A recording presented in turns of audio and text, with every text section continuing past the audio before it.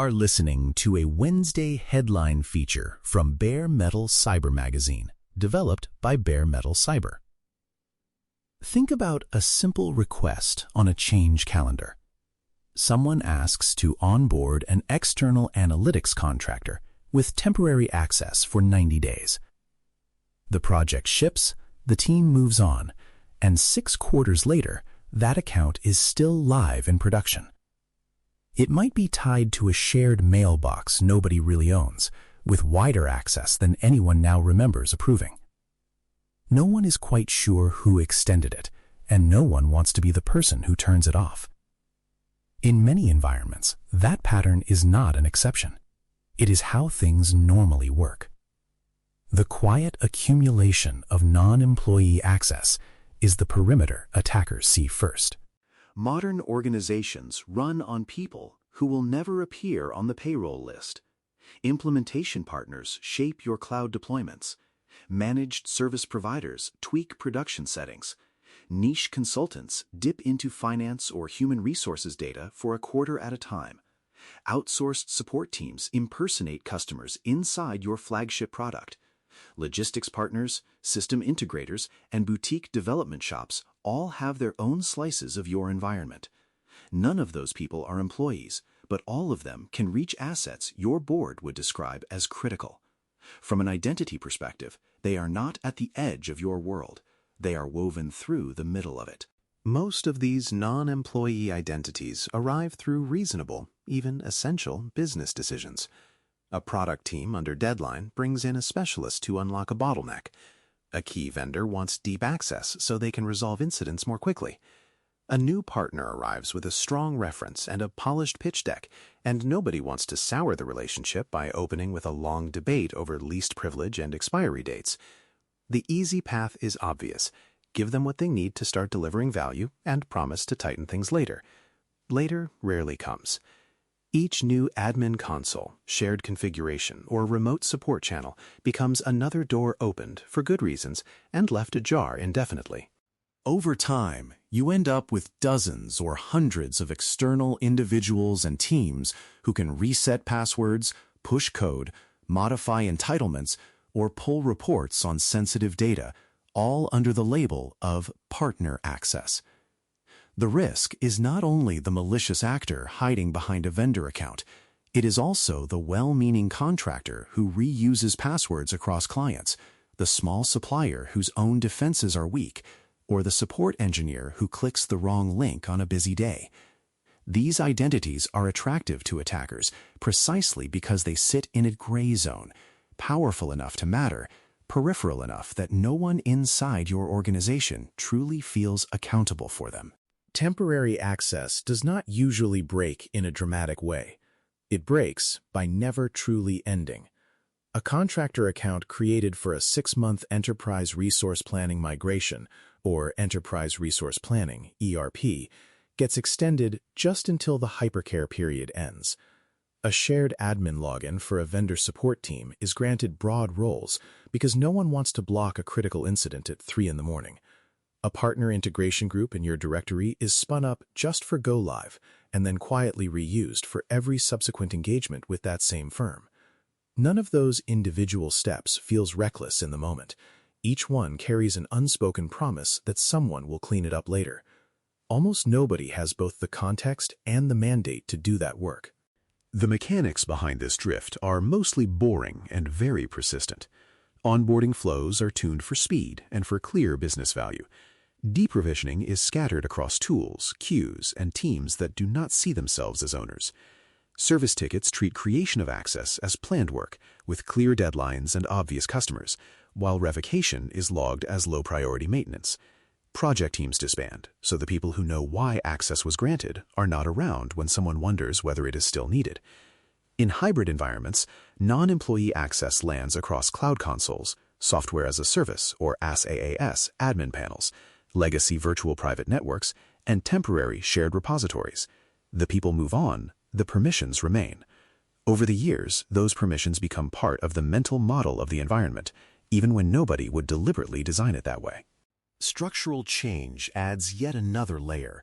Mergers and acquisitions bring in entire ecosystems of contractors, managed service providers, and opaque vendor relationships. In the rush to stabilize operations, teams clone old patterns into new platforms, promising to rationalize them later. Business units hand responsibilities to specialized partners, but leave internal access in place as a safety net, creating double exposure. Each reorganization multiplies the number of places where non-employee identities can lose their expiry date. The result is a long tail of accounts, tokens, and federated links that no one has consciously chosen to keep, but that no one feels safe to remove. It is not the outcome of one bad decision. It is the default outcome of a system that never really expects access to end. Underneath this, many organizations have built identity governance on a simple assumption. The system of record is the human resources platform, or human resources, HR. Joiner, mover, and leaver flows are engineered around employee start dates, job functions, and termination events. Entitlements are linked to internal roles that mirror the org chart. That model works reasonably well for people on the payroll.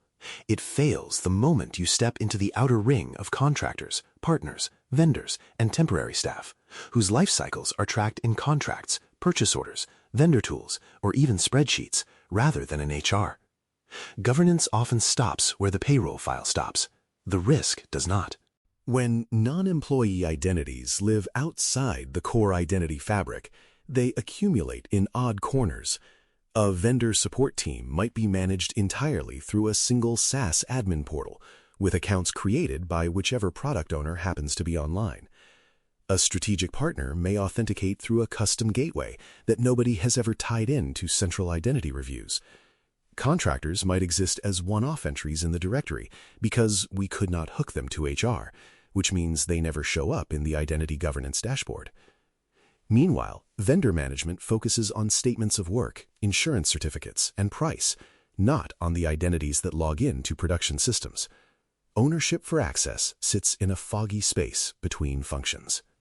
The incentives pull in different directions. Procurement pushes for speed and favorable terms. HR is measured on employee experience, not vendor access. Business leaders need external help to deliver roadmaps. Security teams want coherent control, but often lack both the authority and the data to enforce it across non-employees. Without an explicit design, each group optimizes for its own objectives, and non-employee identities predictably fall through the cracks. You end up running two parallel estates, a reasonably governed internal identity world and a relationship-driven external world that touches the same critical systems. At some point, leaders have to choose whether to pull those non-employee identities into the same governance fabric as employees, adapted for their realities, or to give them their own first-class lifecycle with clear data sources and owners. Hoping that the payroll boundary will somehow act as a security boundary is not a serious option. Treating non-employee access as a first-class problem begins with naming it and sorting it. Instead of one vague contractor label, you can define distinct populations: embedded contractors who work day-to-day like staff, project-based consultants, vendor support teams, strategic partners, outsourced operations, and so on. Each of those has different patterns of access, sponsorship, and lifecycle events. The aim is not to cram them into a single monolithic process. The aim is to define a small set of clear archetypes and build repeatable paths for each, with expectations about how identities are created, how they are used, and when they are supposed to end. That turns a sea of exceptions into a finite set of designed flows.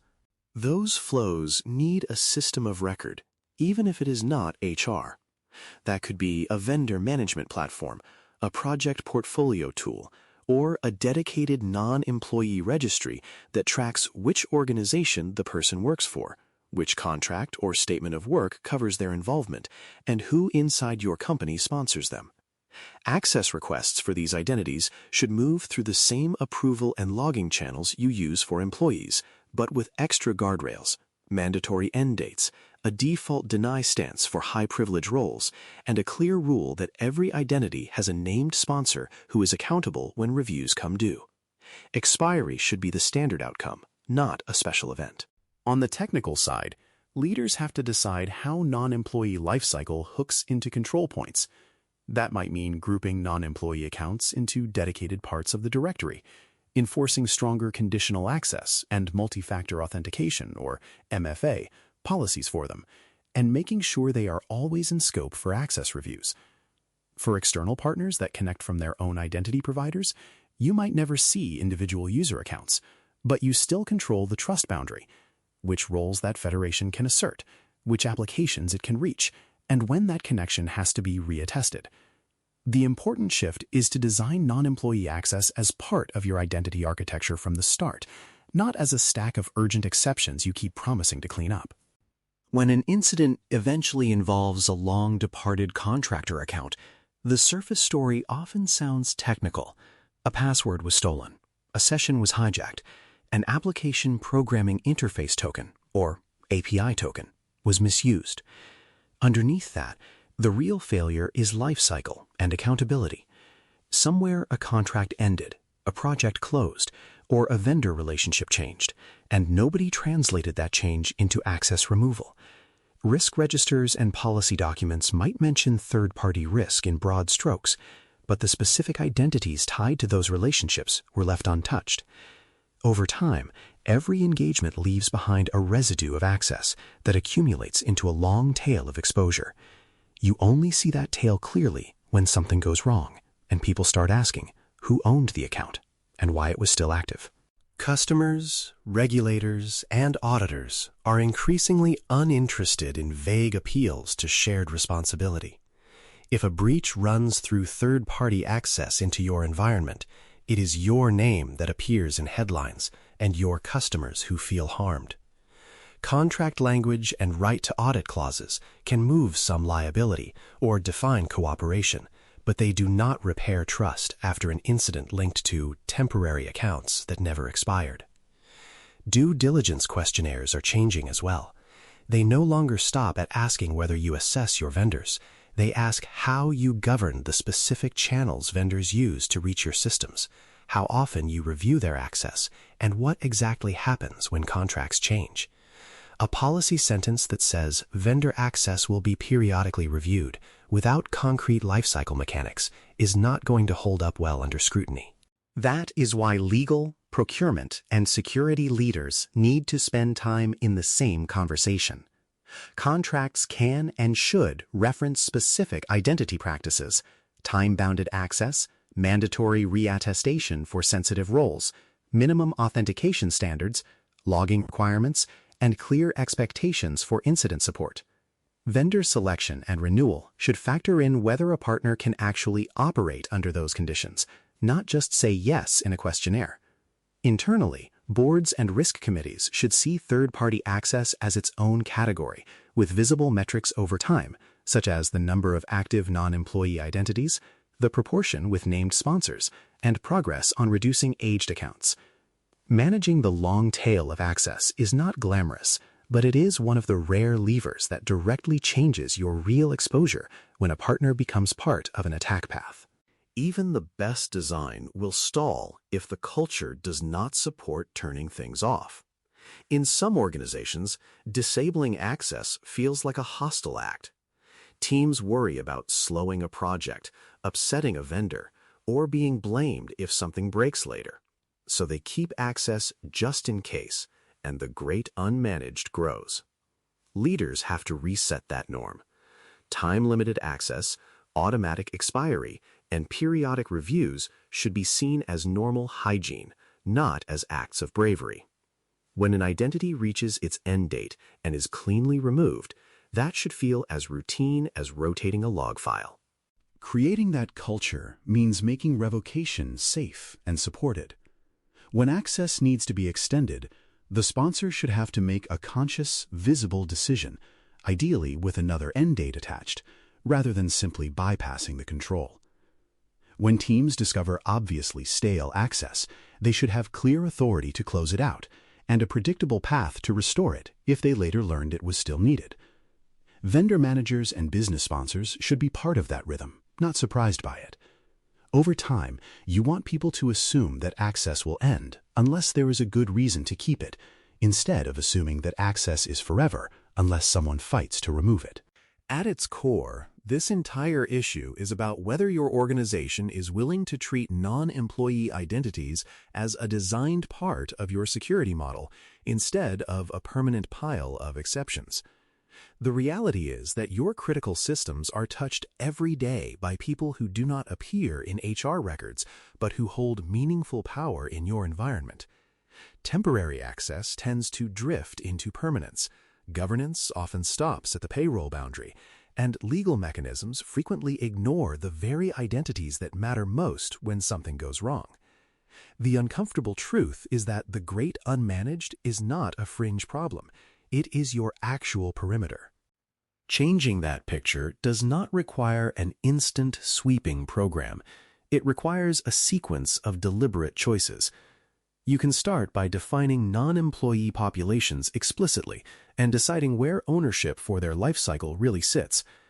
You can invest in the fabric that ties contracts, sponsorship, and access together, and design time-bounded access as the default.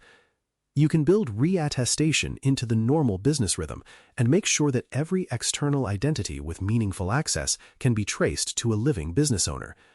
Most of all, you can give teams permission to turn things off and back them when they do, even when it is inconvenient in the short term.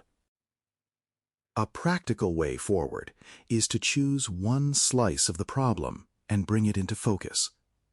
Pick a critical application used by multiple partners, a category of contractors with broad privileges, or a cluster of temporary groups that never expire. Ask who owns those identities, how they are supposed to end, and what it would take to make expiry the default outcome rather than the exception. The answers will show you how far you have to go and where the highest leverage changes sit. The Great Unmanaged will not shrink on its own. Once you choose to see it clearly, you can design it into something you are prepared to explain, defend, and continuously improve. Thanks for listening. For more audio courses, daily newsletters, and more, please visit baremetalcyber.com.